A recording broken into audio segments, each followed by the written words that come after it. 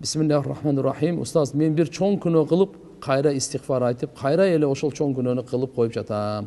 Bir жолу ошол çoğun күнөөнү кылсам, тозокко болуп калайын деп Аллага касам ичип койдум. Ошондон кийин дагы ошол çoğun күнөөнү кылып койдум. Оюмдан сен өлгөн соң тозокко түшөсүң деген ойлор мени өтө эле кыйнап жатат. Жада калса өзүмдү өлтүргөнгө чейин ойлор келди. Ушул нерсени кантип ордуна келтирсе болот? Ошол күнөө иштен тыйыла албай койду. Ал күнөө ишим колум менен кумар болчу, кандыруу болчу дейт. Астагфируллах. Суроону берүү үчүн алыска айылдан келдим Бишкектен. Рахмат. Мындай да туугандар. Мынандай өзү эч качан ант ичпеш керек. Даже жакшы иштерге делечи ант ичпеш керек. Бул аргасыздан болгондон кийин анан кийин ант ичилет да. İmam Şafii rahmetullahi aleyh aytат, даже мен чын туура ишке дагы ант ичпейм дейт. Алланын аты ушунчалык улуу, ал анжынне.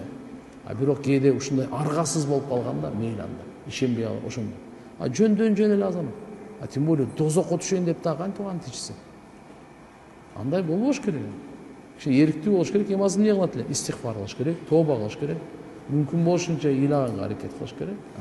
Эми ошол эми кафара берип коет, кафаранын 10 бейбечарага урсан тогозуп койсун, а мында тооба кылсын, башка эч анын башка жолу жок.